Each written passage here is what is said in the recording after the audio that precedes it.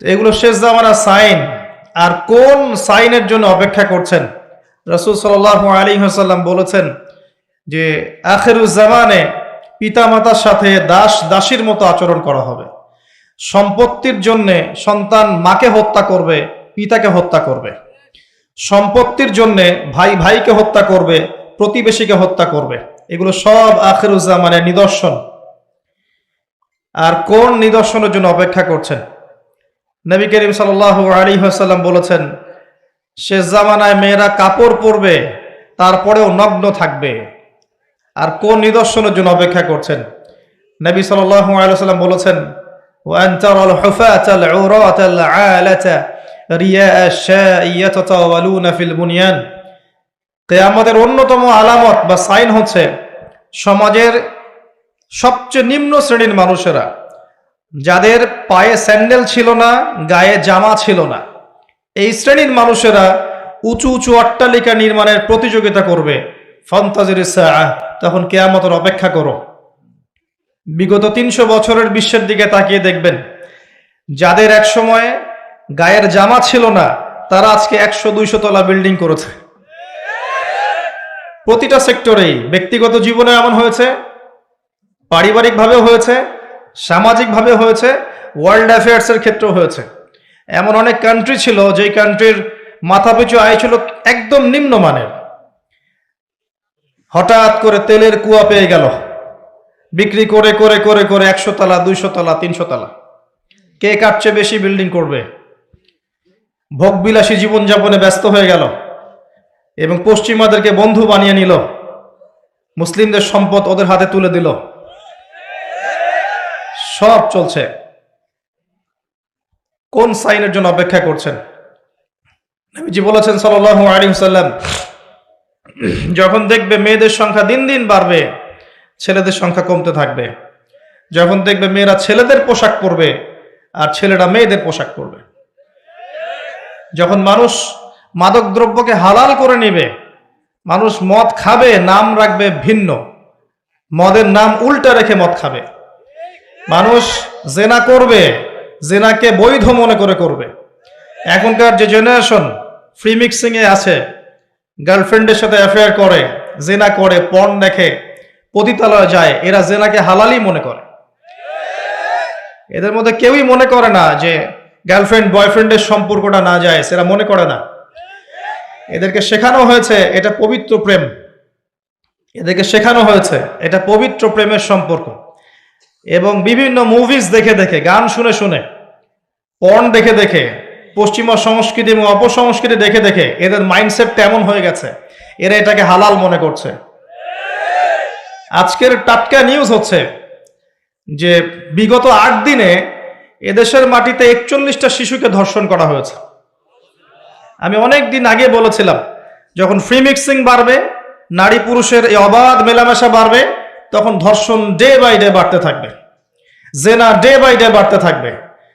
এবং যত বেশি মেয়েরা বেপর্দায় বাইরে ঘুরবে এবং পুরুষের পোশাক পরে ঘুরবে এবং এমন পোশাক পরে ঘুরবে যেই পোশাক পরেও তারা নগ্ন, তত বেশি ধর্ষণ বাড়বে, আর জেনা বাড়বে, পরকীয়া বাড়বে, ব্যভিচার বাড়বে। এগুলো যখন বাড়বে, বাড়তে বাড়তে এমন একটা পর্যায়ে যাবে যে মানুষ মেয়েদের দিক থেকে আকর্ষণ হারিয়ে ফেলবে, তখন ছেলে ছেলের সাথে জেনা করবে। এটা এখনকার নতুন সমস্যা। পুরো বিশ্ব জুড়ে এই সমস্যা চলছে, ইনক্লুডিং আমাদের কান্ট্রিতে এই সমস্যা চলছে। সমকামীরা এখন অধিকার খুঁজছে, তাদের সংগঠন আছে, তারা অধিকারের আন্দোলন করতে চেষ্টা করছে এবং বিশ্বের মিডিয়াগুলো বুঝাচ্ছে মানুষকে যে এটা হচ্ছে মানুষের ব্যক্তি স্বাধীনতা, বাক স্বাধীনতা। একজন মানুষ চাইলেই একটা ছেলেকেও বিয়ে করতে পারে, চাইলে মেয়েকেও বিয়ে করতে পারে। বলেন নাউযুবিল্লাহ। এদের পরিণতি কি হবে সেটাও শুনে রাখেন। একটা সম্প্রদায় ছিল বিশ্বের বুকে, ইতিহাস কোরআনে আছে, ইতিহাস হিস্ট্রি ডিপার্টমেন্টে নাই। প্রকৃত ইতিহাস আল কোরআনে আছে, যেই ইতিহাস ১০০% সত্য, এখানে মিথ্যার লেশ মাত্র নাই। কোরআনের পাতায় পাতায় বিচরণ করেন, একটা সম্প্রদায় পাবেন, কওমে লূত। লূত আলাইহিস সালামের কওম, সাদুম গোত্র, সাদুম। এখনকার জর্ডান, এই জর্ডানের পাশে একটা সাগর আছে, ডেড সি বা মৃত সাগর। এই সাগরের পাশে এদের কলোনি ছিল। এখানে আল্লাহ রাব্বুল আলামিন লূত আলাইহিস সালামকে নবী হিসেবে পাঠান। লূত আলাইহিস সালাম তাদেরকে দাওয়াত দেন, তাদেরকে বোঝান, তোমরা এমন একটা পাপ করছো যেই পাপ বিশ্বে কখনো কেউ করে নাই। তোমরা মহিলাদের সঙ্গ বাদ দিয়ে ছেলেদের কাছে যাচ্ছ। নাউযুবিল্লাহ। তিনি এত বড় মনের নবী ছিলেন, যিনি এমনভাবে বলেছেন যে যদি তোমাদের বিয়ে করতে হয়, প্রয়োজনে আমার মেয়েদেরকে বিয়ে করে নাও। হ্যাঁ, উলাইল বানাত ইন কুনতুম ফাইলিন, তোমাদের যদি বিয়ে করতে চাও আমার মেয়েকে বিয়ে করে নাও, তাও পাপ কাজে যেও না। কত বড় মনের নবী হলে কথা বলতে পারেন। উম্মাকে বোঝাচ্ছেন তোমরা সমকামিতায় যেও না, পবিত্র সম্পর্কে থাকো, প্রয়োজনে আমার মেয়েকে বিয়ে করো। চিন্তা করতে পারেন।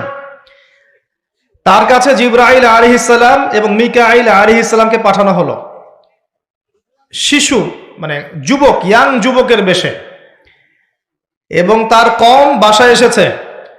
এসে জিবরাইল এবং মিকাইল আলাইহিস সালামকে অফার করছে। কথা কি বুঝতে পারছেন? লূত আলাইহিস সালাম বলছেন, মেহমানদের সামনে আমাকে ছোট করো না, মেহমানদের সামনে আমাকে অপমান করো না, অপদস্থ করো না। তখন এই কম বলছে, লূত তুমি খুব ভালো করেই জানো আমরা কি উদ্দেশ্যে এখানে এসেছি।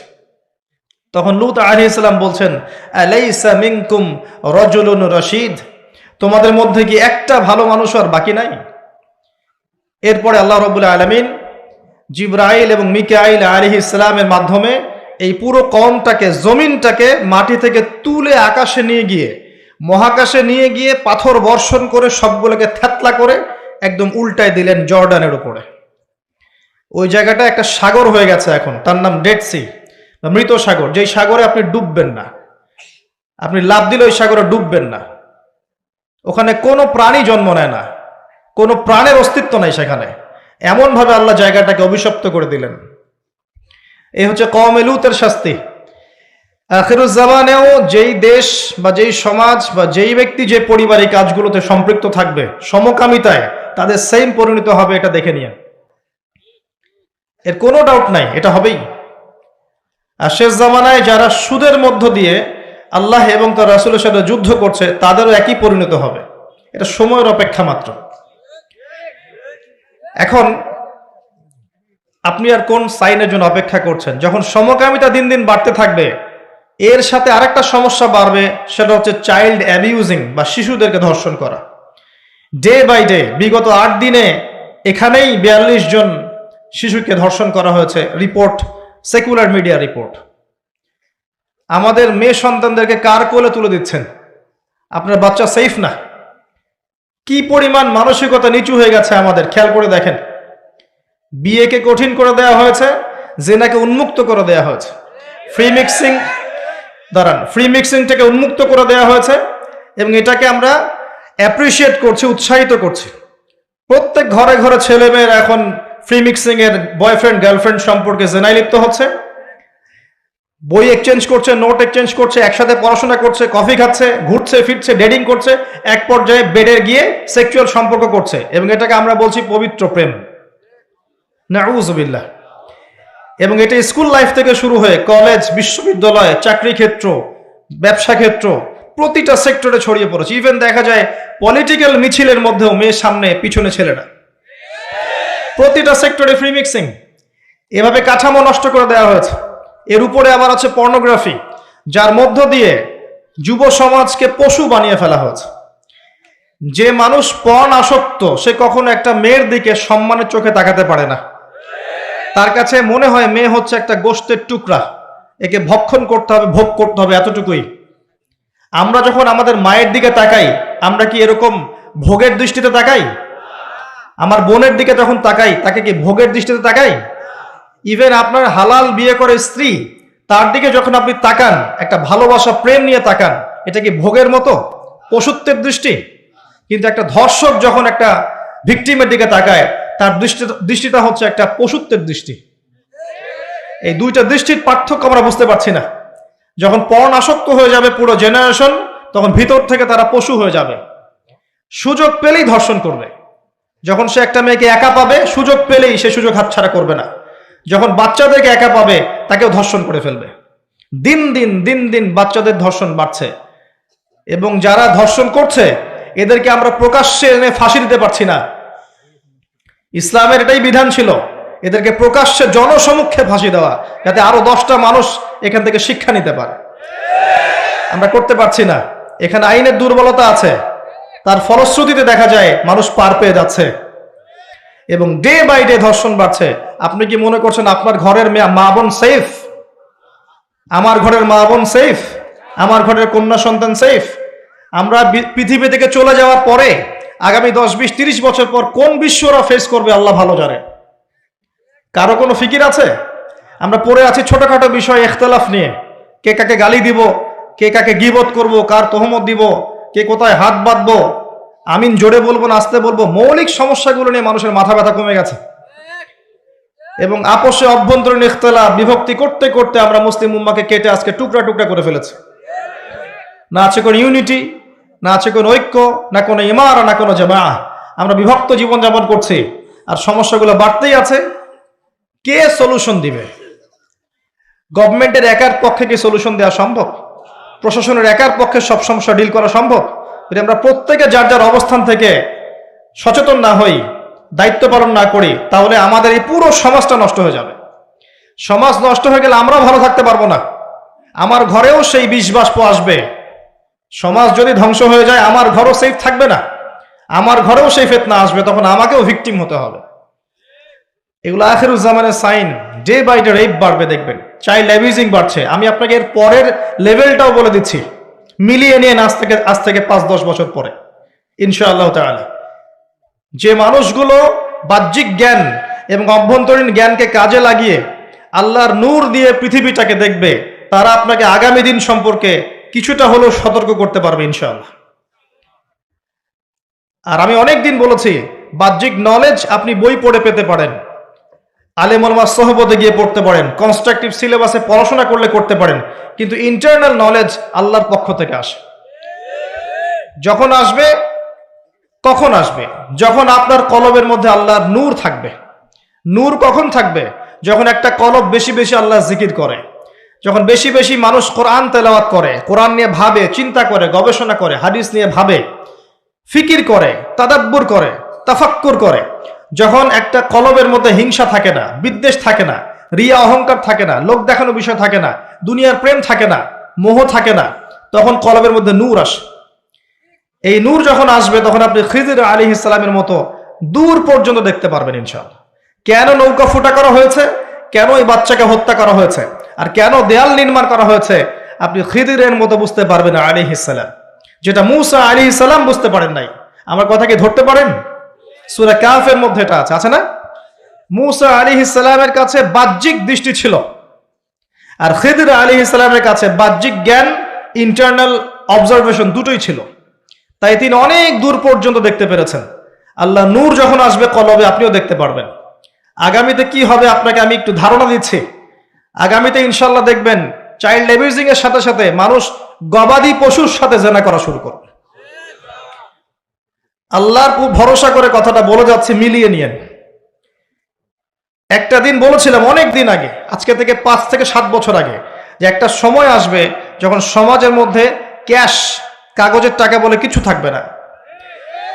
একটা সোসাইটি আসবে ক্যাশলেস সোসাইটি, খালি ডিজিট পার করবেন, জাস্ট ডিজিট পাস করবেন, ইলেকট্রনিক মানি, এভরিভার ইলেকট্রনিক মানি।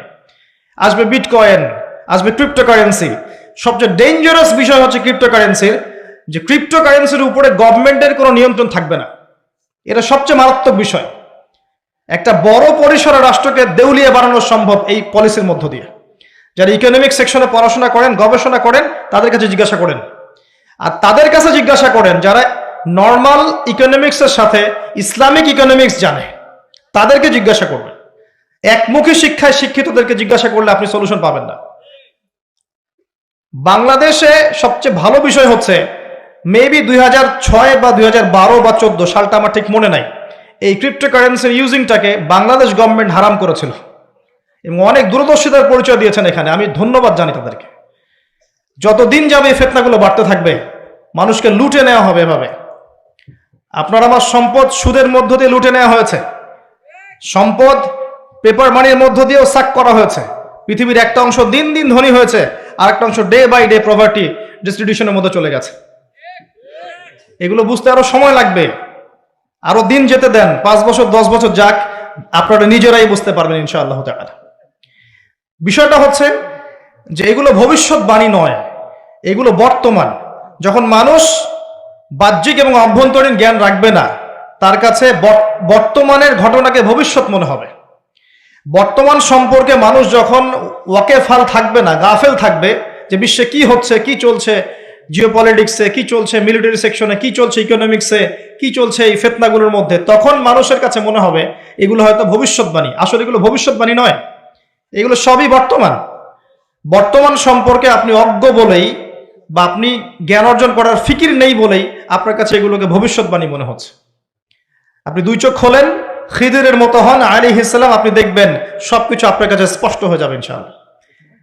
আমরা এমন একটা সময় বাস করছি যেখানে আখিরুজ্জামানের ম্যাক্সিমাম সাইনগুলো দেখা যাচ্ছে। ম্যাক্সিমাম ডে বাই ডে আপনি ধর্ষণের বৃদ্ধি দেখতে পারবেন, ডে বাই ডে আপনি জেনা বাড়বে দেখবেন, মাদকদ্রব্য মানুষ বেশি বেশি খাবে। একটা মানুষ খুঁজে পাবেন না যে ব্যক্তি সুদ থেকে 100% মুক্ত থাকতে পারবে, একটা মানুষও পাবেন না। কিসের দাড়ি আর কিসের আমার টুপি আর কিসের জুব্বা, এগুলো বাদ দেন, বাহ্যিক বিষয় বাদ দেন, ইন্টারনালে আসেন। মনে করেন আমি একটা বাসায় ভাড়া থাকি, এখন বাসার মালিক লোন নিয়ে বাড়ি করেছে, আমার মতো আরো 10টা ভাড়াটিয়া আছে, সবার টাকা নিয়ে সে লোন শোধ করছে, পরোক্ষভাবে আমিও সুদ খাচ্ছি, এখানে আমিও সুদের সাথে সম্পৃক্ত আছি। এটা সেই জামানা যে জামানা সম্পর্কে নবী সাল্লাল্লাহু আলাইহি ওয়াসাল্লাম বলেছিলেন যে ব্যক্তি সুদ থেকে দূরে থাকতে চাইবে, আখিরুজ জামানে তার গায়েও সুদের ছিটাফোঁটা গিয়ে লাগবে, কেউ মুক্ত থাকতে পারবে না। টপ টু বটম দেখবেন সুদী কারবারের সয়লা। আর কেন রাগ হচ্ছেন আমার সাথে? আল্লাহ রাব্বুল আলামিন পবিত্র কোরআনে বলেছেন, ইয়া আইয়ুহাল্লাযীনা আমানু, আমি আপনাকে আল্লাহর কালামটুকু শোনাতে এসেছি। জোর করে কাউকে কিছু মানানো যায়? এটা ইসলাম শেখায়? ইসলাম তরবারির জোরে কোনো কিছুকে মানতে শেখায়? ইসলাম শুধু দাওয়াত দিতে শেখায়। ফাযাক্কির ইন্নামা আনতা মুযাক্কির, শুধু অনুবাদ করতে চাচ্ছি আল্লাহর কথা। যে কোন আলেমের কাছে গিয়ে অনুবাদের সত্যতা যাচাই করে নিয়েন। আল্লাহ বলেন, ইয়া আইয়ুহাল্লাযীনা আমানু, হে মুমিনগণ, ইত্তাকুল্লাহ, তোমরা আল্লাহকে ভয় করো, ওয়া যারু মা বাকিয়া মিনার রিবা, সুদগুলো ছেড়ে দাও, সুদের অবশিষ্ট অংশগুলো ছেড়ে দাও। ইন কুনতুম মুমিনিন, যদি প্রকৃত অর্থে মুমিন হয়ে থাকো। ওয়া ইল্লাম তাফআলু, যদি তোমরা এই কাজটা না করো, অর্থাৎ সুদ না ছেড়ে দাও। ওয়া ইল্লাম তাফআলু, যদি তোমরা সুদ না ছাড়ো। কে বলছেন? ফাযানু বিহারবিন মিনাল্লাহি ওয়া রাসূলিহি, তাহলে আল্লাহ এবং তার রাসূলের সাথে যুদ্ধের ঘোষণা শুনে রাখো। Path is yours, the road is yours, রাস্তা আপনার, পথ আপনার। চুজ ইউর পাথ, আপনি আপনার রাস্তা সিলেক্ট করেন। আপনি আল্লাহর সাথে যুদ্ধ করবেন, তার নবীর সাথে যুদ্ধ করবেন, নাকি এগুলো ছেড়ে দিয়ে আল্লাহওয়ালা হবেন? আপনার সিদ্ধান্ত। কে আপনাকে বাধ্য করবে? কেউ নেই বাধ্য করার, কেউ বাধ্য করবে না আপনাকে। এটা আপনি ফিকির করবেন সারা জীবন যে হারাম রিজিকটা আপনি খাচ্ছেন, এইটা দিয়ে কি আপনার হজটা কবুল হবে কিনা, এটা দিয়ে আপনার উমরাটা কবুল হবে কিনা, এই টাকায় যখন সন্তান সন্ততি বড় হবে এরাও আল্লাহওয়ালা হবে কিনা, আপনি ফিকির করেন। আপনি চিন্তা করেন যে নবী মুহাম্মদ সাল্লাল্লাহু আলাইহি ওয়াসাল্লাম জেনা শব্দটা মুখ থেকে বলতেও লজ্জা পেতেন, জানেন? আমাদের নবীজি জেনা শব্দটা মুখ দিয়ে বলতেও লজ্জা পেতেন।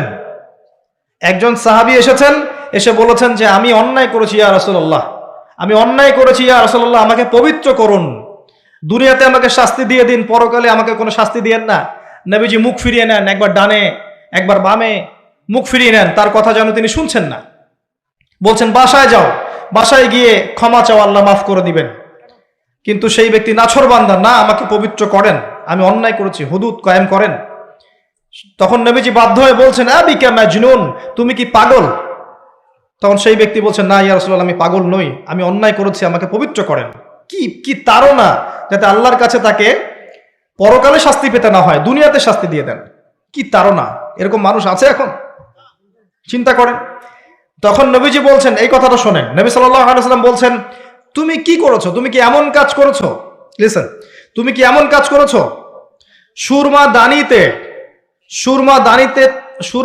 থেকে সুরমা বের করার সময় আমরা যেভাবে বের করি, তুমি কি এমন কিছু করেছো? আমি কি বুঝাতে পারছি?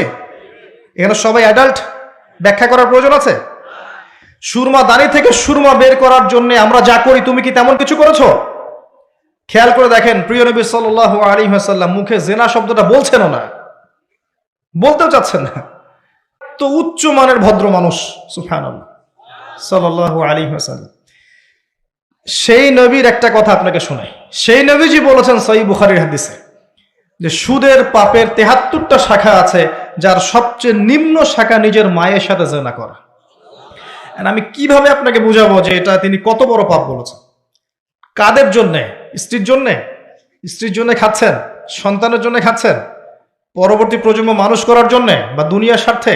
বিশ্বাস করেন, ওয়াল্লাহি আল্লাহর কসম করে বলছি, বিশ্বাস করেন, আপনার ইন্তেকালের পরে 40 দিন সময় লাগবে না এদের আপনাকে ভুলে যেতে। ওয়াল্লাহি আল্লাহর কসম করে বলছি, এই মানুষগুলোর কেউই আপনার প্রকৃত অর্থে আপন নন। আপনার অবস্থানকে তারা ভালোবাসে, আপনাকে তারা ভালোবাসে না। আপনাকে শুধু আপনার রব আল্লাহ ভালোবাসেন। আপনি তার উপর তাওয়াক্কুল করে হারাম ছেড়ে দেন, আপনাকে আল্লাহ পাক বেহিসাব রিজিক দেবে ইনশাআল্লাহ, ইনশাআল্লাহ তাআলা। মানুষ মানুষের অবস্থানকে মূল্যায়ন করে, আপনার পরে তার আপনাকে মনে রাখবে না। আপনি আমি যদি আজকে পৃথিবীতে নাও থাকতাম, আজকে যদি আমরা পৃথিবীতে নাও থাকতাম, পৃথিবীর ঘূর্ণন কমে যেত না, পৃথিবী ঘুরতই, রাত হতো, দিন আসতই, আমাদের স্ত্রী সন্তানরা বেঁচে থাকতো, মা বোনরা বেঁচে থাকতো, সবাই যার যার জায়গায় ঠিকই থাকতো, আমরাই থাকতাম না। এটাই বাস্তবতা, এটাই দুনিয়ার নির্মম বাস্তবতা। তাহলে এই দুনিয়ার সংক্ষিপ্ত জীবনে কাদের কথা চিন্তা করে আপনি আল্লাহর অবাধ্যতা করছেন? কাদের কথা চিন্তা করে? স্ত্রী সন্তান পরিবার পরিজন ছেড়ে দেন, আল্লাহর ওয়াস্তে হারাম ছেড়ে দেন, হালালে চলে আসে। আমরা ইসলাম নিয়ে অনেক বড় বড় কথা বলি, কিন্তু সবচেয়ে বড় কথাটা হচ্ছে এই আয়াতটা যেটা আমি তেলাওয়াত করতে যাচ্ছি। ইয়া আইয়ুহাল্লাযীনা আমানু, হে মুমিনগণ, আলাইকুম আনফুসাকুম, তোমরা নিজেরা আগে নিজেদের নফসটাকে ঠিক করো, নিজেরা ভালো হও, পরের দিকে আঙ্গুল পরে উঠাও, নিজেরা ঠিক হও। নিজে আগে জ্ঞান অর্জন করি, নিজে আগে আমল করি, নিজে আগে হালাল খাই, নিজে পরিবার ঠিক করি, নিজে আমি দ্বীন ইসলামের জন্য ক্ষুদ্র পরিসরে কিছু করার চেষ্টা করি, অন্যের ভুলের দিকে আঙ্গুল পরে উঠাই। দেখবেন ইনশাআল্লাহ প্রত্যেকে যদি নিজের ফিকির করি, আস্তে আস্তে সমাজ ঠিক হয়ে যাবে ইনশাআল্লাহ। নিজে ঠিক না হলে কিচ্ছু ঠিক হবে না। আর নিজে ঠিক না হয়ে মানুষকে ঠিক করতে যাওয়া ঠিক নয়। একটা বাতি যখন জ্বলবে, একটা বাতি থেকে আরো অনেক বাতি জ্বলবে ইনশাআল্লাহ। আল্লাহ পাক আমাদের সবাইকে হালাল রিজিক অন্বেষণ করার তৌফিক এনায়েত করুন, আমিন। যাদের হালাল রিজিকের সমস্যা আছে, আল্লাহ পাক যেন বেহিসাব রিজিকের ব্যবস্থা করে দেন, আমিন। এগুলো আখির জামানের সাইন। আপনি কোন সাইনের জন্য অপেক্ষা করছেন? বেশি থেকে বেশি মানুষকে হত্যা করা হবে আখির জামানে, বেশি থেকে বেশি। শুধু প্রথম বিশ্বযুদ্ধের ইতিহাস পড়ে দেখেন, কত কোটি মানুষকে হত্যা করা হয়েছে। দ্বিতীয় বিশ্বযুদ্ধের ইতিহাস পড়ে দেখেন, তার চেয়ে বেশি মানুষকে হত্যা করা হয়েছে। আর সামনে তো আসতে যাচ্ছে নিউক্লিয়ার ওয়ার। সামনে আল্লাহু আলাম কত বছর বাকি আছে।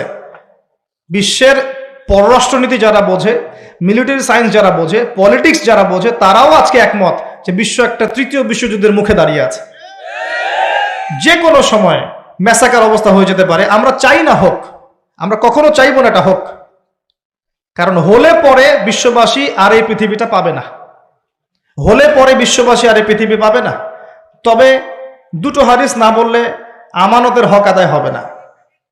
নবী সাল্লাল্লাহু আলাইহি ওয়াসাল্লাম বলেছেন, নবী সাল্লাল্লাহু আলাইহি ওয়াসাল্লাম বলেছেন, ইউফ্রেটিস নদী অচিরেই তার সোনা বের করে দিবে। কোথায় ইউফ্রেটিস নদী? কোথায়? ইরাক। ফোরাত, ফোরাত, ইউফ্রেটিস অচিরেই তার সোনা বের করে দিবে। আজ পর্যন্ত কি দিয়েছে? তার মানে এটা সামনে, নাকি এটা নিয়ে আর বলার দরকার নাই? কিছু মানুষের বক্তব্য এমন, এগুলো হাদিসের পাতায় আছে, থাক, এগুলো নিয়ে পড়াশোনা করার দরকার নেই। তাহলে এগুলো কি করব? ধুবর পানি খাবো? পানিতে ভিজাবর পানি খাবো? ইউফ্রেটিস তার স্বর্ণের পাহাড় বের করে দিবে। নবী সাল্লাল্লাহু আলাইহি ওয়াসাল্লাম বলছেন, এই সোনাকে কেন্দ্র করে 80টা দেশ একত্রে যুদ্ধ লিপ্ত হবে। কতটা দেশ? 80টা দেশ, 80টা ফ্ল্যাগ, 80টা পতাকা বলেছেন। পতাকা এখন কোথায় দেখতে পারবেন আপনি? 80টা আলাদা আলাদা রাষ্ট্র। নবীজি বলেছেন, এখানে প্রত্যেক 100 জনের মধ্যে, এই যুদ্ধে যারা অংশ নেবে তাদের প্রতি 100 জনের মধ্যে 99 জন মানুষ মারা যাবে। বিশ্ব কি এমন কোন যুদ্ধ এখনো দেখেছে যেখানে 99% মানুষ মারা গেছে? আর আপনাকে এটা বোঝার জন্য পিএইচডি করতে হবে না। যে ঢাল তলোয়ারের যুদ্ধ হলে বা AK-47 এর যুদ্ধ হলে কখনো কি 99% মানুষ মারা যাবে? নিঃসন্দেহে এমন কোনো অস্ত্র সেখানে থাকতে হবে যেটা পড়লে ম্যাসাকার হয়ে যাবে, যেটাকে আমরা বলি থার্মোনিউক্লিয়ার ওয়েপেন্স অথবা নিউক্লিয়ার ওয়েপেন্স। এমন কিছু থাকতে পারে। আর বিশ্বের এখন পরাশক্তিগুলোর হাতে এগুলো আছে। যদি একজন ছুড়ে দেয়, অন্য পরাশক্তি কি বসে থাকবে? সুবহানাল্লাহ। আর মাহফিলের মধ্যে অনেক ডিটেলস ওয়ার্ল্ড অ্যাফেয়ার্সের কথা বলা যায় না। এই জন্যে আমি অনেক দিন বলেছি যে আমি যতটুকু জানি আমি তার 30-40% কখনো বলতে পারি নাই। আমি যতটুকু জানি আলহামদুলিল্লাহ এর 30 থেকে 40% আমি কখনো বলতে পারিনি। আর এই ভয়েও বলি না যে আমি যা বলেছি তার মধ্যে এখন মনে হয় 50-60-70% আমি আমল করতে পারছি না। এই ভয়ে আমি কথা বলতে চাচ্ছি না। কথা কি বুঝতে পারছেন? মানুষ সেটাই বলবে যা সে আমল করবে। কঠিন একটা সিচুয়েশন।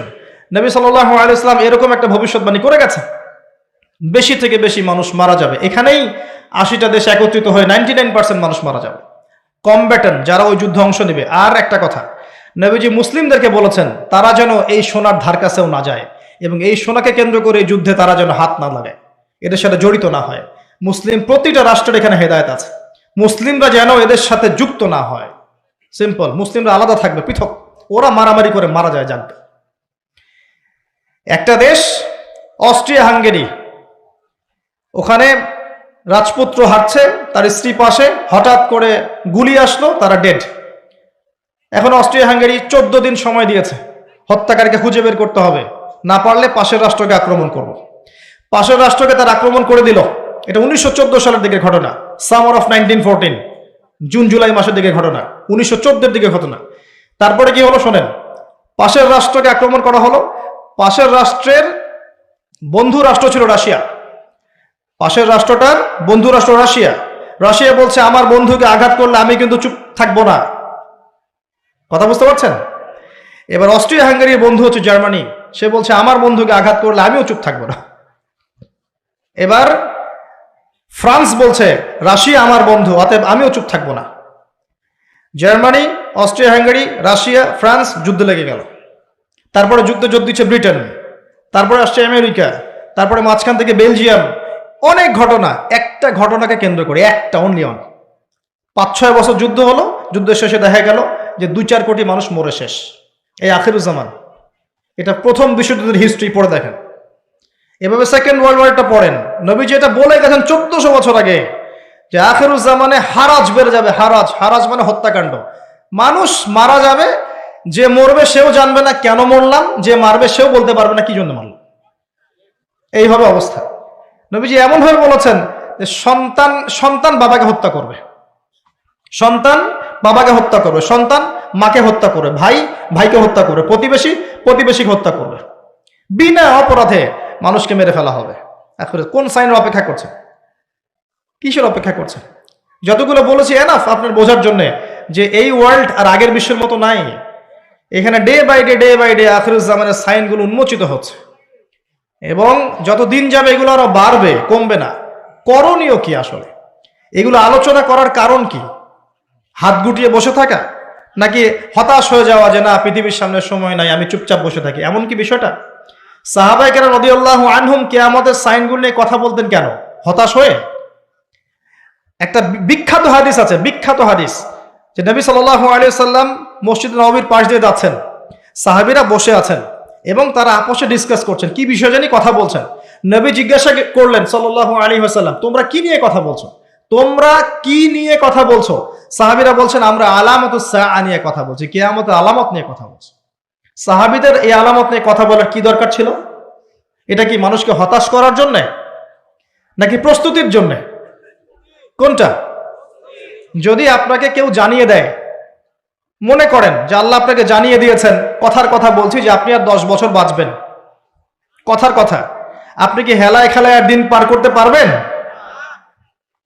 আপনার মাথার মধ্যে থাকবে যে আমার হাতে টাইম কম। সাহাবায়ে কেরাম রাদিয়াল্লাহু আনহুম তখন এটা নিয়ে ডিসকাস করছিলেন। এই হাদিসটাই সেই হাদিস যেখানে 10টা মেজর সাইন বলা হয়েছে। নবীজি বলছেন এই 10টা না আসা পর্যন্ত কিয়ামত হবে না। কি 10টা?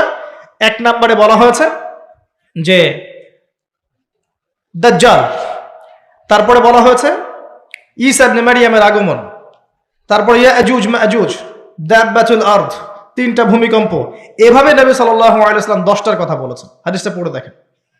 যাই হোক, ওয়ার্ল্ড যেদিকেই যাক না কেন, পরিস্থিতি যেমনই হোক না কেন, সর্বপ্রথম আমাদেরকে বেসিক ঠিক করতে হবে। কি ঠিক করতে ভাই? বেসিক। নিজে আগে ঠিক হইতে হবে। নিজে ঠিক হওয়ার জন্য প্রথম কাজটা কি? প্রথম কাজ হচ্ছে লেখাপড়া করা। কি করা? পড়াশোনার কোনো বিকল্প নাই, লেখাপড়া সবাইকে করতে হবে। এবং এই লেখাপড়াটা আল্লাহ রাসূল সাল্লাল্লাহু আলাইহি ওয়াসাল্লাম সবার জন্য ফরজের কথা বলেছেন, বলেন নাই? তালাবুল ইলমি ফরিদা আলা কুল্লি মুসলিম, প্রত্যেক মুসলিমের উপরেই এটাকে ফরজ করা হয়েছে। কি ফরজ করা হয়েছে? আমাকে মুফতি হতে হবে, মুহাদ্দিস হতে হবে, মুফাসসির হতে হবে, এই লেভেলে যেতে হবে, এটা ফরজ? জি না। ইসলামের বেসিক জিনিসগুলো আপনাকে জানতে হবে, এটা ফরজ। কেন মুসলিম হয়েও জানবে না যে নামাজের আরকান কয়টা, ফরজ ওয়াজিব কি কি, ইমানের পিলার কি কি, আকীদার মূল বিষয়গুলো কি কি, সুন্নত কাকে বলে, বেদাত কাকে বলে, শিরক কাকে বলে, তাওহীদ কাকে বলে, এগুলো মুসলিমরা জানবে না কেন? কেন একজন মুসলিম 30 বছর পড়াশোনা করেও 30টা সূরা মুখস্থ করতে পারবে না? কেন একজন মুসলিম 40 বছর পড়াশোনা করছে 40টা হাদিস মুখস্থ করতে পারছে না? কেন পারবে না?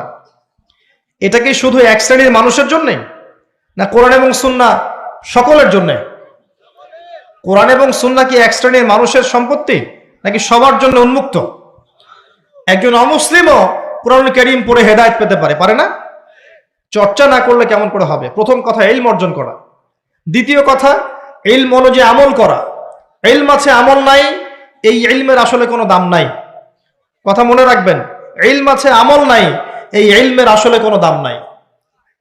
আরেকটা কথা হচ্ছে ইলম আছে কিন্তু ইলমের অহংকার আছে, এটারও কোনো দাম নাই। ইলম আছে, ইলমের অহংকার আছে, এই ইলমেরও কোনো দাম নাই। আল্লাহ পাক আমাদেরকে ইলম অর্জন করে অহংকার মুক্ত মন নিয়ে আমল করার তৌফিক দান করুন, আমিন। এর পরের দরকার হালাল রিজিক। হালাল রিজিক নাই, আমল করে লাভ নাই। যত আমল করেন সব ইন ভেইন, নষ্ট হয়ে যাবে। যত আমল করেন নষ্ট হয়ে যাবে, পরিবেশটা নষ্ট করেন না। যত আমল করবেন নষ্ট হয়ে যাবে যদি রিজিকটা হালাল না থাকে। এখন একটু অনেস্টলি বলি, আমরা কার কার পরিবারে হালাল রিজিক আছে? কত পার্সেন্ট মানুষের পরিবারে? কতগুলো পরিবার পাবেন সুদহীন, ঘুষহীন, দুর্নীতি করছে না? কতগুলো পরিবার পাবেন? খুবই রেয়ার। যারা ব্যবসা করছে দেখবেন মাপে কম দিচ্ছে। ব্যবসায় যদি আপনি মাপে কম দেন, সিন্ডিকেট করেন, কৃত্রিম সংকট তৈরি করেন, গভর্নমেন্টকে বিব্রতকর অবস্থায় ফেলেন, আপনিও সমান অপরাধী এবং এই রিজিকটাও হারাম। ব্যবসা করার পরেও আপনি হারাম রিজিকের মধ্যে আছেন। এই কৃত্রিম সংকট তৈরি করবেন না। আল্লাহর ওয়াস্তে রমজান মাসে মানুষকে আরো বেশি বেশি খাওয়ান, পণ্যের দাম কমিয়ে দেন, মানুষকে কাপড় দেন, খাদ্য দেন, এতিমের পাশে দাঁড়ান, বিধবার খোঁজ নেন, যাকাত গুলো দিয়ে দেন, সাদাকা বেশি বেশি করেন, কোরআন বেশি বেশি তেলাওয়াত করেন। রমজান মাসে আত্মশুদ্ধির পথে হাঁটেন। কেন আপনি রমজান মাসে দুনিয়ার স্বার্থ চিন্তা করবেন? আল্লাহ পাক বোঝার তৌফিক দান করুন। বেসিক কাজ হচ্ছে আমাদের পারিবারিক আদর্শ ঠিক করতে হবে। এটা কঠিন, কারণ ম্যাক্সিমাম পরিবারের লোকজন কথা শোনে না। দেখবেন আপনি ইমানদার, ইমানের পথে চলছেন, পরিবারের লোকজন কথা শুনবে না, এমনটাও হতে পারে। এবং এটা সুন্নাহ। নূহ আলাইহিস সালামের জীবনে দেখেন একই সুন্নাহ। লূত আলাইহিস সালামের স্ত্রী ঈমান আনে নাই, নূহ আলাইহিস সালামের স্ত্রী ঈমান আনে নাই, ইব্রাহিম আলাইহিস সালামের বাবা ঈমান আনে নাই, নূহ আলাইহিস সালামের ছেলে ঈমান আনেনি। কোথায় যাবেন? মুহাম্মদ সাল্লাল্লাহু আলাইহি ওয়াসাল্লামের চাচারা অনেকেই ঈমান আনে নাই। তো আপনজনরা কথা নাও শুনতে পারে, তখন আপনাকে স্বতন্ত্র ইসলামিক পরিবার গড়ে তুলতে হবে। পারা যাবে ইনশাআল্লাহ? হালাল খাবেন, স্বতন্ত্র ইসলামিক আদর্শ পরিবার গড়ে তুলুন। পরিবারের মধ্যে তাওহীদ থাকবে, সুন্নাহ থাকবে, তালিম থাকবে, পর্দা থাকবে, ইসলামী অনুশাসন এবং সংস্কৃতি থাকবে। সারা দুনিয়ায় গোল্লায় যা যাক, আপনি পরিবারটা ঠিক রাখবেন। পারা যাবে ইনশাআল্লাহ? পরিবারগুলো ঠিক করলে সমাজ ঠিক হবে ইনশাআল্লাহ আজ্জা ওয়া জাল। বেসিক কাজে আসেন। আল্লাহ পাক আমাদেরকে প্রতিভা দেননি, সবাইকে কিছু না কিছু প্রতিভা দিয়েছেন এবং নিয়ামত দিয়েছেন। কাউকে জমি দিয়েছেন, কাউকে টাকা দিয়েছেন, কাউকে বুদ্ধি দিয়েছেন, কাউকে বলার ক্ষমতা দিয়েছেন, কাউকে লেখার ক্ষমতা দিয়েছেন। প্রত্যেকের এই প্রতিভাগুলোকে ইসলামের স্বার্থে ব্যয় করা যায় না? যার যার অবস্থান থেকে দিনের কোনো ফিকির করা যায় না? একটা মসজিদ করেন না, একটা মাদ্রাসা করেন, একটা ভালো স্কুল করেন, একটা ভালো বিশ্ববিদ্যালয় করেন, কলেজ করেন, একটা ইকোনমিক কোনো প্রজেক্ট করেন, কিছু একটা করেন, ইতিম প্রজেক্ট করেন, মেয়েদের নিয়ে কোনো প্রজেক্ট করেন, মেয়েদেরকে সেলাই মেশিন দেওয়ার মতো কোনো প্রজেক্ট করেন, বিধবাদের খোঁজ নেন, কিছু একটা করেন, মানবতার কল্যাণে কিছু করেন, যাতে করে ইসলামের সৌন্দর্যটা সবার সামনে প্রস্ফুটিত হয়। পারা যায় না? অল্প অল্প কাজগুলোতে ইসলামের কল্যাণ হয় না? এগুলো একসাথে হলে দিনের খেদমত হবে না? এই দিন এক শ্রেণীর মানুষের সম্পত্তি নয়, আমাদের সবার মহব্বতের জায়গা দিন। আমরা যদি সবাই সবার জায়গা থেকে কাজ করি, ইনশাল্লাহ দেখবেন দেশ এগিয়ে যাবে, জাতি আগাবে, গভর্নমেন্টের জন্য ভালো, উম্মার জন্য ভালো, সবার জন্য ভালো হবে ইনশাআল্লাহ তাআলা। আর যত বেশি আমরা কোরআন এবং সুন্নাহ থেকে দূরে সরে যাব, তত বেশি নৈতিক জায়গা থেকে আমরা সরে আসব, নৈতিকতার অবক্ষয় হবে। আপনি দেখবেন সমাজে ম্যাসাকার অবস্থা সৃষ্টি হবে, সমাজে বেনামাজি লোকের সংখ্যা বাড়বে, সুদখোরের সংখ্যা বাড়বে, ধর্ষক বাড়বে, চোর বাড়বে, ডাকাত বাড়বে, ছিনতাইকারী বাড়বে, জুয়াখোর বাড়বে, লুচ্চা মানুষ বাড়বে, ডে বাই ডে বাড়তে থাকবে। তখন সমাজের কাঠামো আপনি ঠিক করতে পারবেন না, তখন প্রশাসনিক চাপ দিয়ে কিন্তু এদেরকে আপনি সঠিক লাইনে আনতে পারবেন না। কারণ মেরে আর পিটিয়ে কয়টা মানুষকে লাইনে আনা যায় যদি আত্মার ভিতরে পরিবর্তন না আনা যায়? আত্মিক পরিবর্তন কে দিবে ইসলাম ছাড়া? আত্মার পরিবর্তন কে দিবে কোরআন এবং সুন্নাহ ছাড়া? এগুলোর মধ্য দিয়ে মানুষের আত্মাটাকে পরিবর্তন করা সম্ভব। ইনশাল্লাহ দেখবেন সমস্যাগুলো সলভ হয়ে যাবে। যদি আমরা এই দায়িত্ব পালন করতে না পারি, যদি আমরা এই দায়িত্ব পালন করতে ব্যর্থ হই, আল্লাহ পাকের একটা সুন্নাহ আছে, সুন্নাহটা হচ্ছে নাসুল্লাহ ফানাসিয়াহুম, তারা আল্লাহকে ভুলে গিয়েছিল, আল্লাহ তাদেরকে ভুলে যাবেন। এটা আবাবিল পাখি পাঠানোর যুগ নয়, এটা আবরাহার যুগ নয় যে আসমান থেকে পাথর বর্ষণ করে জুলুমের এগেনস্টে প্রতিবাদ করা হবে, এমনটা নয়। এখন এটা কোন যুগ? এটা এই যুগ। ইন তানসুরুল্লাহ ইয়ানসুরকুম, তোমরা আল্লাহর দ্বীনকে সাহায্য করো, আল্লাহ তোমাদেরকে সাহায্য করবে ইনশাআল্লাহ। ওয়া ইউসাব্বিত আকদামাকুম, আল্লাহ তোমাদের পাকে দৃঢ় রাখবেন ইনশাআল্লাহ। এটা সেই যুগ। কোন যুগ? ইন্নাল্লাহা লা ইউগাইয়িরু মা বিকওমিন হাত্তা ইউগাইয়িরু মা বিআনফুসিহিম, আল্লাহ পাক কোন কওমের অবস্থা ততক্ষণ পরিবর্তন করেন না যতক্ষণ নিজেরা নিজেদের অবস্থা পরিবর্তনের চেষ্টা না করে। আলাইকুম আনফুসাকুম, নিজের নফসের খবর নেন, নিজের আত্মশুদ্ধির খবর নেন, নিজের আমলনামা হিসাব করেন। আল্লাহর ওয়াস্তে আমার কে জানে, কে গ্যারান্টি দিবে আপনাকে? আজকে থেকে 2 বছর আগে ওই ইউক্রেনও ভেবেছিল যে আমরা ভালো থাকবো, কিন্তু আল্লাহ পাকের পরিকল্পনা ভিন্ন। এখন যারা মনে করছে আমরা খুব ভালো আছি, দেখবেন আগামী দিনগুলোতে ওরাও ভালো থাকবে না ইনশাআল্লাহ তাআলা। যতদিন যাবে এগুলো বাড়তে থাকবে। রমজানকে কাজে লাগান প্রিয় ভাইয়েরা। রমজানে আল্লাহর ওয়াস্তে প্রত্যেক দিন 1 পারা করে কোরআন পড়েন, প্রত্যেক মাস পুরো মাসে 1 বার কোরআন খতম করেন, তারাবির নামাজ পড়েন জামায়াতের সাথে, 5 ওয়াক্ত নামাজ পড়েন, বেশি বেশি দান সাদাকা করেন, বেশি বেশি ইফতার করান, মানুষকে বেশি থেকে বেশি ইফতার করান, কাপড় দেন, খাবার দেন। ওই যে হোটেলগুলো আছে রমজান মাসে খোলা থাকে, পর্দা টাঙানো থাকে, এগুলো এই সংস্কৃতি, পর্দা সংস্কৃতি বাদ দেন। যে জায়গায় পর্দা আনতে হয় সেই জায়গায় নিয়ে আসেন, যেখানে পর্দা দেওয়া লাগে না সেখানে দিয়েন না। পর্দা কোথায় লাগে? পর্দা লাগে নারীর গায়ে, আর আপনি পর্দা ঝুলিয়েছেন হোটেলের মধ্যে যাতে মানুষ গিয়ে খাবার খেতে পারে। এগুলো বয়কট করেন, এগুলোর দরকার নাই। রমজান মাসে বেশি বেশি বাজারে যায়েন না, মাসের বাজার আগে করে ফেলেন, রমজানটাকে কাজে লাগান, সময়টাকে কাজে লাগান। যদি সম্ভব হয় এই মাসে কোরআনটা পুরোটাকে একটু অর্থসহ পড়ার চেষ্টা করেন। আল্লাহর ওয়াস্তে রাসূল সাল্লাল্লাহু আলাইহি ওয়াসাল্লামের সুন্নাহগুলোর উপর আমল করেন, রমজানটা কাজে লাগান। নবীজি বলেছেন সাল্লাল্লাহু আলাইহি ওয়াসাল্লাম, সেই ব্যক্তি ধ্বংস হোক, লিসেন, সেই ব্যক্তি ধ্বংস হোক যে রমজান মাসকে পেয়েছে কিন্তু তাকে পেয়েও নিজের গুনাহগুলোকে মাফ করাতে পারে নাই। আরেকটা কথা যেটা বলতে চাচ্ছিলাম, নবীজি বলেছেন সাল্লাল্লাহু আলাইহি ওয়াসাল্লাম, যার সামনে আমার নাম উচ্চারিত হয়েছে কিন্তু আমার নাম শুনেও সে সাল্লাল্লাহু আলাইহি ওয়াসাল্লাম দরুদ পড়ে নাই, সে ব্যক্তিও ধ্বংস হয়ে যাক। নবীজি বলেছেন আমিন। অতএব আলোচনা অনেক লম্বা করলে লম্বা হতে থাকবে, কিন্তু মৌলিক কথাগুলো বলতে বেশি সময় লাগে না। সুদীর্ঘ সময়ে সুরেল আওয়াজ করে, জিকিরের নামে ডিজে জিকির করে, মানুষকে হাসি খুশি দিয়ে রং তামাশা করে মাহফিলের সময় নষ্ট করার কোনো মানে হয় না। এক একটা মাহফিল এক একটা দিনের আমানত, এক একজনের বক্তা এখানে আমানত নিয়ে বসেছে, আমানতের খেয়ানত করলে আল্লাহ পাক তাদেরকে ধরবেন ইনশাআল্লাহ তাআলা। এক একটা মাহফিল এক একটা নিয়ামত। এত বেশি মাহফিল অন্য কোন দেশে হয় বলে আমাদের জানা নাই, কিন্তু আমরা মাহফিলের বিষয়গুলোকে নষ্ট করে ফেলছি। এটাকে আমরা সিন্ডিকেট বানাচ্ছি, প্রফেশনাল ভাবে নিচ্ছি, এখানে দুনিয়ার স্বার্থকে আমরা জড়িয়ে ফেলেছি। আল্লাহ পাক আমাদেরকে বোঝার তৌফিক দান করুন। এখানে অনেকেই দেখা যায় অনলি ফর আইওয়ার শোডাউনের জন্য আসে, অনলি ফর জাস্ট একবার দেখার জন্য চিড়িয়াখানার প্রাণীর মতো, সেলফি তোলার জন্য, ভিডিও করার জন্য, ইউটিউবিং এর জন্য, ডলার কামাই করার জন্য কি দরকার আছে? প্রয়োজন নাই। লৌকিকতা ছেড়ে দেন, আল্লাহর জন্য, আল্লাহ দিনের জন্য কাজ করে। আমি অনেকদিন বলেছি, দেখেন বহু মানুষ খ্রিস্টান হচ্ছে, বহু মানুষ কাদিয়ানি হচ্ছে, বহু মানুষ শিয়া হচ্ছে। আপনি কি অনলাইনে জানতে পারেন? পারেন না, কারণ তারা এত শোডাউন করে না। আমরা মনে হয় এক ওয়াক্ত নামাজ পড়লে 10টা ছবি দিয়ে দিই যে আমি আজকে এক ওয়াক্ত নামাজ পড়েছি। এত লৌকিকতা কেন?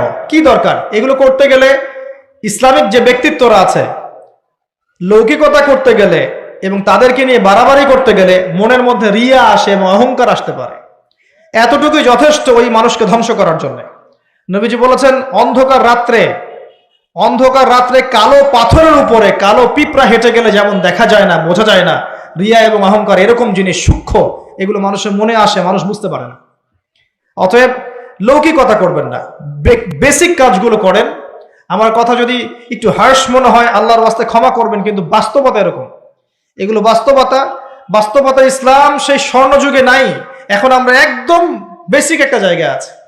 এখন ওমর রাদিয়াল্লাহু আনহুর যুগ নয়, আবু বকর সিদ্দিক, উসমান, আলীর যুগ নয়, এমনকি এখন উমাইয়া আব্বাসীয় খেলাফত নয়, উসমানীয় খেলাফত নয়। এখন আমরা এমন একটা জেনারেশনে বাস করছি যে সারা ওয়ার্ল্ডের নেতৃত্ব দিচ্ছে ইসলামের দুশমনরা। এখানে আপনি যদি বেসিক ঠিক না করতে পারেন, 20 তলার স্বপ্ন দেখে লাভ নাই।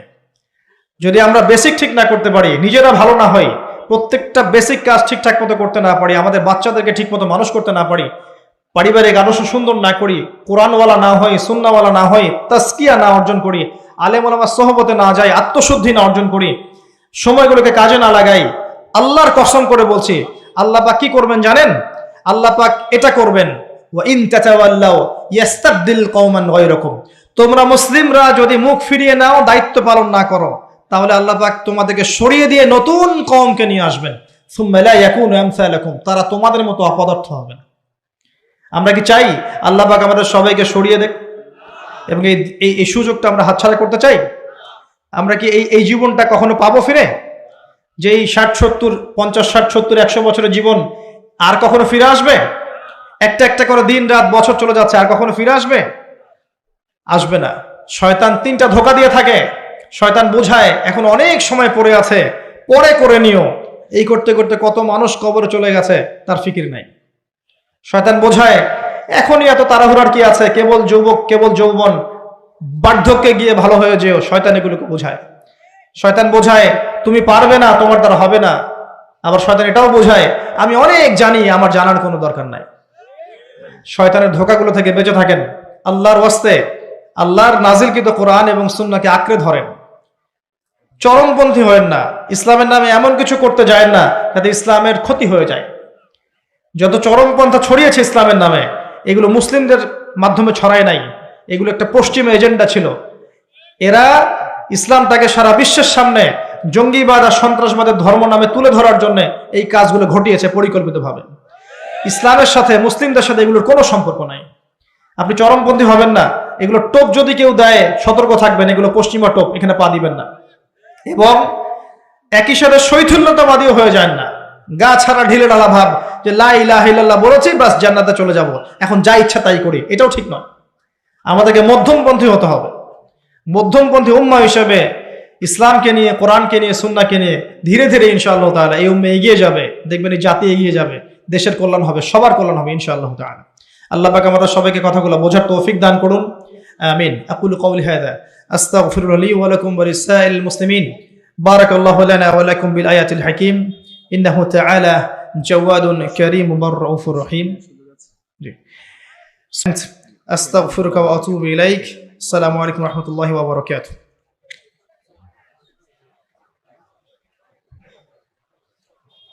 এক ভাই প্রশ্ন করেছেন, যদি কারো কোনো প্রশ্ন থাকে আপনারা করতে পারেন এখানে। যদি আমার জানা থাকে আমি উত্তর দিব, যদি না জানা থাকে আমি বলবো যে আমি জানি না। যাদের কাছে গেলে সঠিক উত্তর পাবেন সেটা রেফার করবো ইনশাআল্লাহ। এক ভাই প্রশ্ন করেছেন যে আমি শারীরিক এবং মানসিক দুই দিক থেকেই দুর্বল, আমি কিভাবে এই জামানায় সফল হব?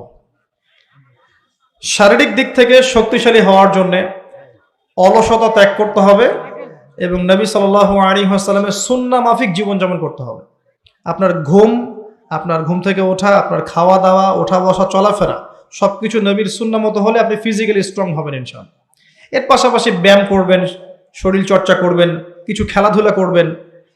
আমি বলি আপনারা খেলাধুলা করেন, এই জন্য বলি না যে আমি খেলতাম, এই জন্য বলি না। কি জন্য বলেছি? কারণ এখন যুব সমাজ পাবজি নিয়ে ব্যস্ত থাকে।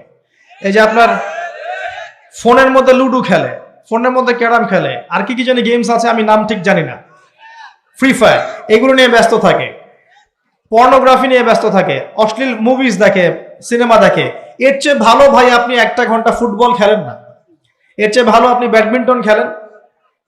ওই আবার চুরি করে লাইন নিয়েন না কারেন্টের, ফুটবল খেলতে গিয়ে আবার নামাজ কাজা করেন না, সতর খুলে দিয়েন না, এগুলো ঠিক রেখে খেলেন। খেলাধুলা করলে নেতৃত্ব দেওয়ার যোগ্যতা অর্জন হয় এবং আপনার ফিজিক্যাল স্ট্রাকচার ভালো হবে। এখনকার জেনারেশন এগুলো করতে চায় না, খালি ঘুমায় আর ফাস্টফুড খায় আর এই যে অনলাইনে পড়ে থাকে, ব্যাস শেষ। বিশ্বাস করেন এই জেনারেশনের যদি আগামীতে প্রশ্ন আসে যে এই জেনারেশনকে দেশের জন্য দাঁড়াতে হবে, আমার মনে হয় না তারা পারবে, আমার মনে হয় না তারা পারবে। কারণ আমরা দিন দিন একটা টিকটক বুদ্ধিভিত্তিক বুদ্ধি প্রতিবন্ধী একটা টিকটক প্রজন্ম তৈরি করছি। এই জেনারেশন কিচ্ছু করতে পারবে না যদি না আমরা ওদেরকে আল্লাহ এবং তার রাসূলের দিকে আনতে পারি। ফিজিক্যালি আপনি সুস্থ থাকার জন্য প্রত্যেকটা কাজ নবীর সুন্নাহ মাফিক করার চেষ্টা করেন, আল্লাহ পাক তৌফিক দান করুন। আর মানসিকভাবে আপনি স্ট্রং থাকবেন কখন? যখন আপনার সাথে আল্লাহর সম্পর্ক থাকবে, কোরআনের সম্পর্ক থাকবে, আপনি আল্লাহর জিকির করবেন, কোরআন তেলাওয়াত করবেন, তাসবিহ তাহলিল করবেন, নামাজ আদায় করবেন, আপনি মেন্টালি স্ট্রং থাকবেন ইনশাআল্লাহ। এবং আমি যে বেসিক কাজগুলো কথা বললাম, জ্ঞান অর্জন করেন, আমল করেন, হালাল রিজিকের সোর্সের সন্ধান করেন, বিবাহ শাদী করেন, পরিবার গঠন করেন, পারিবারিক আদর্শ সুন্দর করেন, ইসলামের জন্য আপনার সাধ্যমতো খেদমত করার চেষ্টা করেন, ইনশাআল্লাহ এই জামানাতেও আপনি সফল হতে পারবেন ইনশাআল্লাহ আযজা ওয়া জাল। আল্লাহ পাক বোঝার তৌফিক দান করুন। এক ভাই প্রশ্ন করেছেন যে আপনি কি তথাকথিত পীর মুরিদিতে বিশ্বাস করেন? পীরের মুরিদ হওয়া কি ফরজ? দেখেন,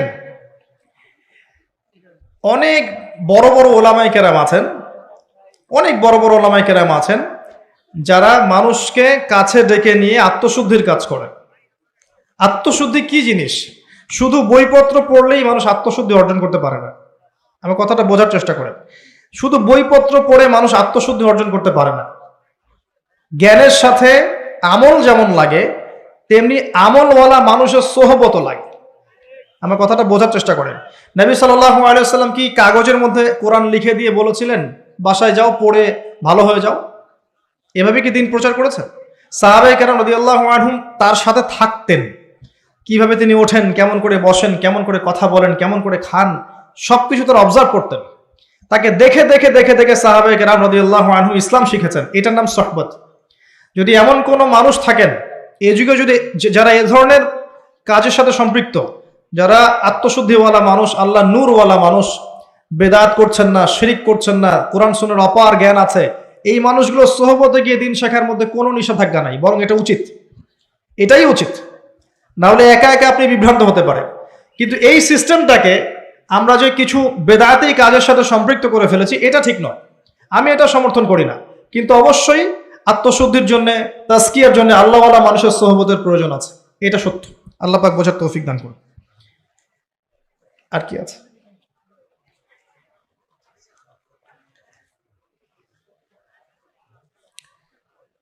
এগুলো সমস্যা। জি,